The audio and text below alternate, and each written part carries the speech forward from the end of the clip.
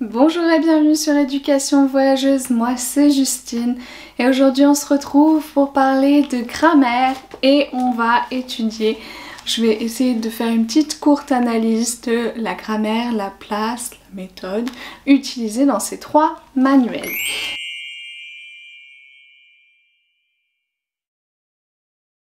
Juste avant de commencer, si tu n'es pas encore abonné à ma chaîne, je t'invite à le faire. Tu peux aussi activer la cloche pour recevoir les notifications des vidéos que je publie et n'en manquer aucune. Tu peux aussi me contacter ou me suivre sur Instagram. Et sache que j'ai un site internet, tu pourras y retrouver des témoignages de profs dans le monde, des articles, des ressources et des formations quand il y en a.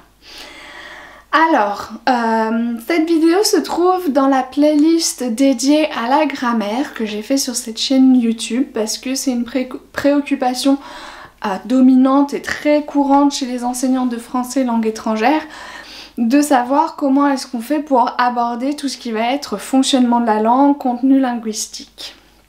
Donc on a vu déjà beaucoup de choses ensemble et aujourd'hui je voulais voir un petit peu comment les manuels traitent la question de la grammaire dans leurs unités. Donc on va étudier trois manuels. Donc j'ai pris saison 4, donc plutôt B2, Cosmopolite B2, donc on en a deux du même niveau et on en a un, défi 1, qui est A1, donc d'un autre niveau. La première chose qu'on va faire, c'est qu'on va regarder la table des contenus et qu'on va voir la place qui est dédiée à chacun des manuels dans la table des contenus. Donc si je vous prends, allez on va commencer avec défi. Donc défi, j'ai déjà fait une vidéo d'ailleurs sur le manuel défi qui se clamait être de la perspective actionnelle et du coup on en a fait une petite analyse, je vous invite à aller voir la vidéo.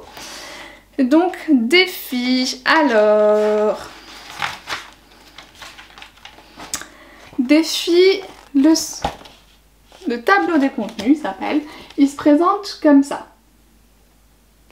Et donc on a, sur la deuxième page, on a bien une des colonnes, donc on a le dossier, le défi, la culture et société, la communication, la grammaire. Donc on a une colonne dédiée à la grammaire.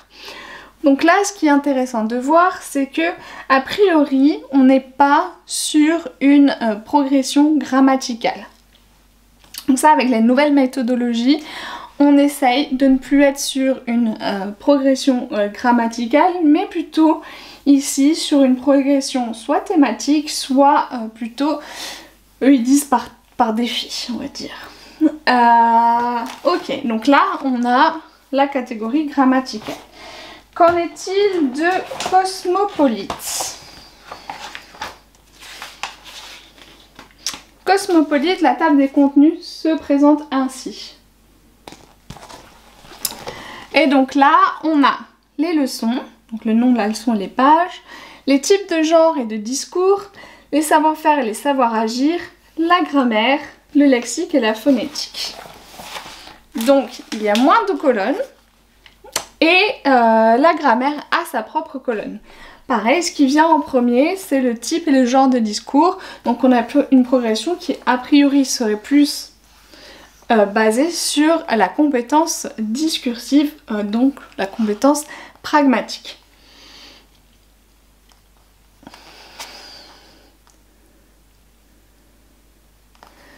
Avec, j'imagine, une progression qui est plutôt basée sur les actes de langage que sur la grammaire. Donc on n'est pas non plus sur une progression grammaticale, mais on a quand même une colonne entière qui est dédiée à la grammaire, ce qui montre son importance et sa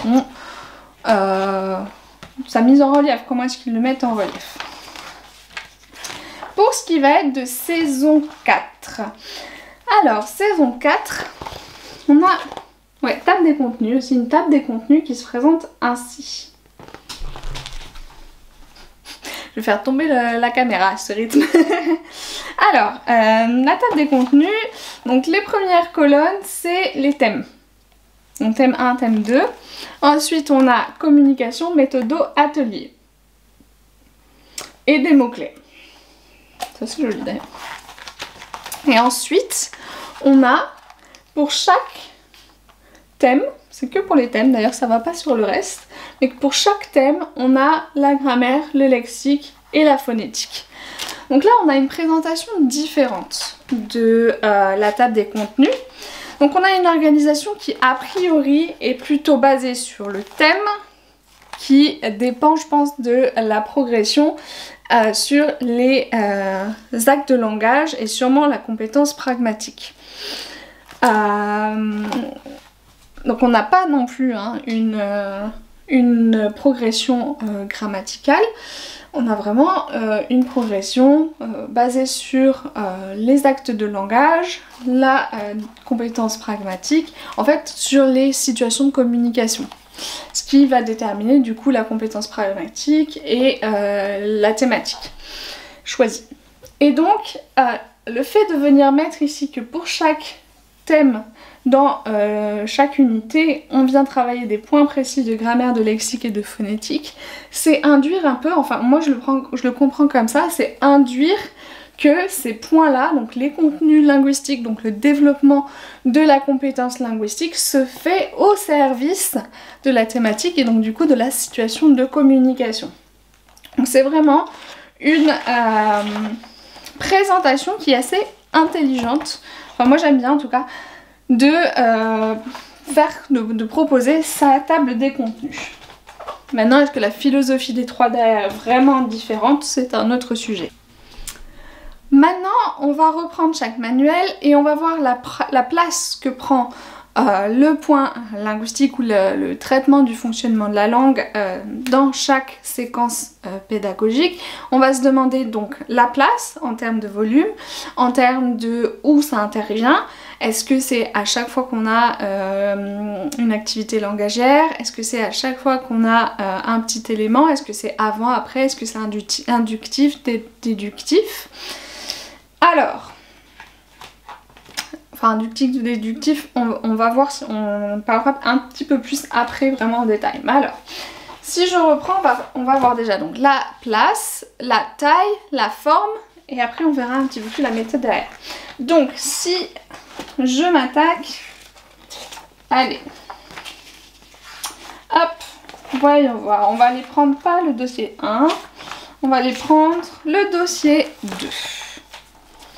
Donc, à chaque dossier, il y a une page d'introduction où on revoit un peu les éléments qu'il y avait dans le tableau des contenus. Donc il y a le défi, communication, culture et société, grammaire, lexique. Donc on commence avec un petit point d'effet culturel, les activités langagières. Et là, dans les activités, on a les éléments linguistiques. Vous voyez, en jaune, on les a là. Et après, on passe à l'unité 2. Donc là, dans défi 1, là, les points linguistiques, les contenus linguistiques sont mélangés aux exercices. Okay, ils prennent la forme de petits encadrés jaunes pour qu'on les voit bien. Et ils sont mélangés aux ressources et aux activités. Pour Cosmopolite 2, je vais aller prendre, hop, allez, on prend le dossier 1 et je vais prendre la leçon 4, par exemple. Donc pour vous montrer le dossier 1, je vais reprendre tout le dossier 1. Donc il est introduit comme ça. Enfin, il n'y a même pas de... J'ai même pas de page qui est introduite vraiment. Donc j'ai une petite introduction qui se fait par des exercices et l'annonce du projet. Ensuite, j'ai la leçon 1 où il y a des activités langagières. L'activité 2 pareil, la leçon 2 pareil, pardon. Après la leçon 2, j'ai un focus langue avec une page dédiée à la grammaire et une page dédiée plutôt au lexique. Hop, je vais aller juste un petit peu plus loin pour voir si c'est tout le temps pareil. La leçon 3, j'ai mes exercices qui sont des activités langagières. La leçon 4, un autre. Et j'ai un focus langue. Voilà. Donc le focus langue, là, la première page et demie, puisque ça va jusque là, est dédiée à la grammaire. Donc là, bon, c'est un niveau aussi B2, hein, c'est pas un niveau A1. Donc on a vraiment une page entière qui est dédiée à la grammaire, et contrairement à défi 1, les éléments de fonctionnement de la langue ne sont pas mélangés aux ressources et aux activités. C'est mis à part dans un focus langue. Après, pour ce qui est de saison 4, on va aller voir. Hop. Donc, j'ai l'introduction de l'unité, mon document pour la réception avec des questions et des activités. Même chose ici. Et ensuite, j'ai ce qu'ils appellent, eux, c'est pas un focus langue ici, c'est repères linguistiques. Partie grammaire et partie lexique. Et c'est comme ça, après, donc là c'était pour l'unité 1.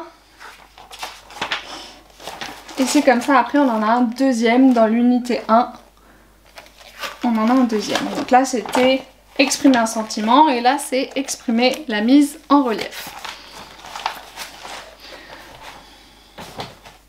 Donc à chaque fois, ouais, on a le terme métalinguistique. Autant pour Cosmopolite où c'était exprimer l'opposition et la concision, ici c'est exprimer la mise en relief. Donc on a du métalinguistique. Métalinguistique, c'est-à-dire le nom qu'on donne à la régularité de la langue, à la règle de la langue. Et donc voilà. Donc si je récapitule, Cosmopolite et saison 4 fonctionnent à peu près pareil, où ils séparent le fonctionnement de la langue, tout ce qui va être du traitement grammatical, des activités langagières, tandis que Défi l'intègre dans sa scénarisation. On va maintenant se demander comment est traitée la langue, c'est-à-dire est-ce qu'on a une démarche qui est plutôt inductive ou une démarche déductive. Donc vous savez, vous vous souvenez, une démarche déductive, c'est quand je donne la règle de grammaire aux apprenants et que je leur demande de faire des exercices à partir de cette règle. Et quand je suis dans une démarche inductive, c'est je propose aux apprenants des extraits de documents à partir desquels je les guide un petit peu pour qu'ils en viennent eux-mêmes à formuler la règle de grammaire. Donc là on est sur de l'inductif. On peut avoir des deux, on peut avoir des mixtes. Alors, défi. Si je reprends mon petit défi,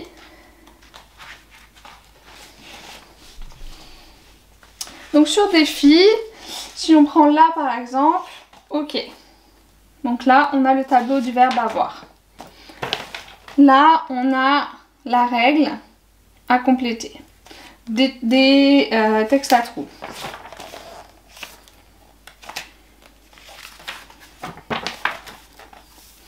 Là, pareil, on a de la production très guidée et on a de la règle qui est explicitée. Avec Défi, on jongle entre le déductif et l'inductif très très guidé. Il faudrait voir ce qui se fait sur les niveaux plus avancés. Là, on a un niveau A1 qui peut être la raison pour laquelle on a une grammaire, des points grammaticaux qui sont extrêmement guidés. Mais si je m'arrête pas au niveau, si j'essaie pas de trouver une explication à ça, je résume en disant qu'on a du déductif, c'est-à-dire qu'on a souvent la règle qui est énoncée et à partir de ça il faut essayer de travailler. Mais la démarche la plus qu'on retrouve le plus en nombre, c'est en gros de faire comme si c'était de l'inductif, c'est-à-dire d'essayer d'amener l'apprenant à formuler la règle, mais qu'on le guide énormément de façon à ce que ça frôle presque le déductif.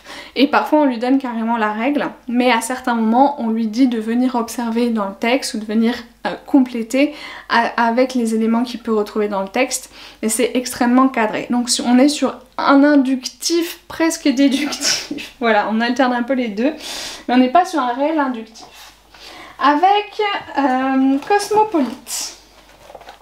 Donc si je reprends mon focus langue avec Cosmopolite, pour exprimer l'opposition et la concession, il demande d'abord par deux reliser cet extrait du document, donc c'est à partir des documents qu'ils ont déjà traités. Par quoi pourrait-on remplacer le connecteur en couleur? Et le connecteur en couleur, c'est même si. Par deux reliser ces extraits du document, et donc là on leur met deux autres connecteurs en couleur. Quelle est la fonction des connecteurs en couleur? Opposition ou concession. Choisissez les connecteurs qui peuvent exprimer la concession. Observez les tableaux. Proposez une phrase d'exemple pour au contraire, opposition, et une autre pour pourtant. Donc là, on va avoir de l'inductif, où à partir du texte, on a mis quelque chose en relief et on leur demande de réfléchir sur la langue. On leur demande de réfléchir sur la fonction et on leur demande de venir identifier et même de produire, donc c'est une production très guidée. Là, on a ensuite la règle qui est énoncée, enfin on a la règle qui est entourée, vraiment, et ensuite on a une petite production guidée.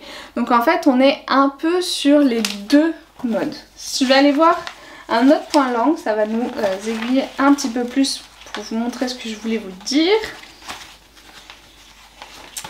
Par exemple, les temps du passé pour raconter avec précision.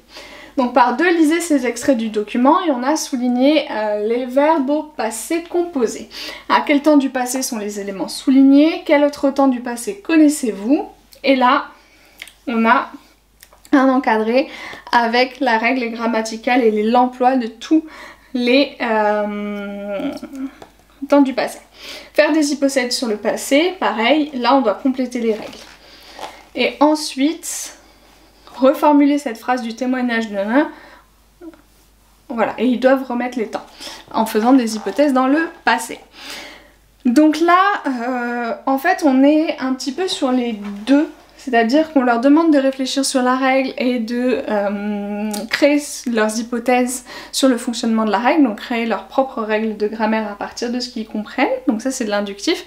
Et ensuite on vient faire un peu de déductif où souvent on leur demande une petite production guidée à partir de la règle explicite qu'on leur donne. Donc là on a plutôt de l'inductif, mais on a parfois un peu de déductif.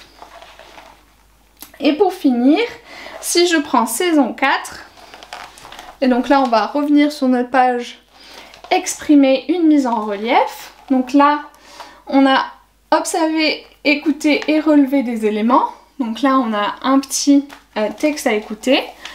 Lisez les phrases, soulignez les mots sur lesquels on peut insister, écoutez et vérifiez.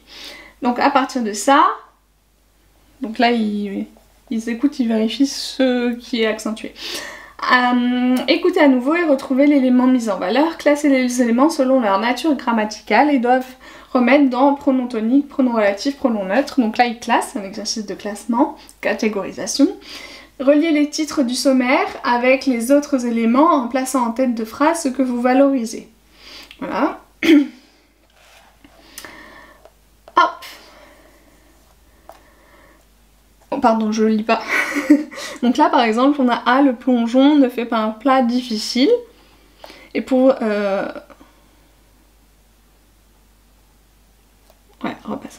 Ensuite on a cherché des titres dans l'actualité francophone, préparé un petit journal télévisé auquel chacun d'entre vous va participer, soit en tant que présentateur, soit en tant que personnalité. Pour mettre un élément en relief dans la phrase, on peut, et là on a la règle de grammaire. Donc là on a dans l'ordre, en fait la seule chose qui change c'est que la production se fait avant la formulation de la règle exacte. Donc on a vraiment sur une démarche qui a l'air vraiment inductive de A à Z et on a juste l'explicitation de la règle à la fin. On va venir vérifier que ce soit la même chose avec un autre chapitre de grammaire. Donc là c'était exprimer l'opposition et la concession, ce qu'on avait vu tout à l'heure dans Cosmopolite. Et donc là il nous donne un extrait, donc quelques phrases, et ils nous disent « Lisez le texte, relevez les connecteurs logiques au sein des phrases, quel lien logique exprime-t-il ?» Ensuite, on doit classer les connecteurs entendus selon si c'est de l'opposition ou de la concession.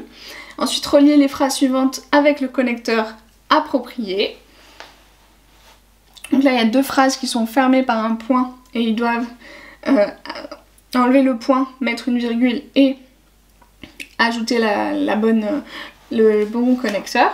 Ensuite, écouter les titres du journal et formuler un avis contraire ou une concession. Donc là, on va avoir des exercices de transformation. Et ensuite, on a la règle en dernier. Donc là, on est vraiment que sur de l'inductif.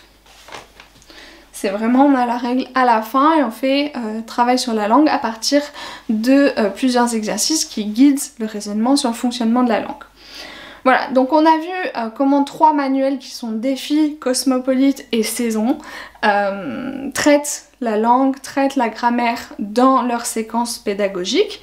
L'idée c'était de vous montrer ce qui est possible, là je ne vais pas émettre de jugement, c'était de vous montrer ce qu'on peut faire, quelle forme ça peut prendre, par rapport à notre scénarisation, quelle place ça doit avoir. Donc on n'est pas sur une progression grammaticale, parce que ça je le vois souvent et encore plus je trouve avec les profs en ligne ou avec les profs qui travaillent pour certaines plateformes, c'est qu'en fait on dit bah aujourd'hui on va parler du passé composé. En fait on va mettre vraiment une progression grammaticale.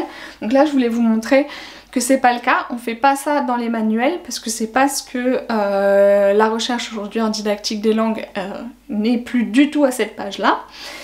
On vient vraiment travailler soit à partir des situations de communication, soit à partir des actes de langage, soit à partir des tâches que vous voulez que vos apprenants réalisent, des situations authentiques, et en considérant l'apprenant comme acteur de son apprentissage, et le linguistique est donc au service de la réalisation des actes de langage et ou de la tâche. Et donc ça peut prendre plusieurs formes, c'est soit on traite la langue au fur et à mesure qu'on en a besoin pour les activités qu'on fait, soit on leur met un chapitre un petit peu plus long, enfin un point un petit peu plus long, où on va vraiment traiter de ce dont ils ont besoin pour... Donc ça va dépendre du niveau, ça va dépendre de ce avec quoi vous êtes le plus à l'aise. Et l'idée c'est de toujours les faire un peu réfléchir, à émettre des hypothèses sur le fonctionnement de la langue, puisqu'on sait que c'est en réfléchissant par eux-mêmes et en arrivant à des conclusions qu'ils retiendront le mieux.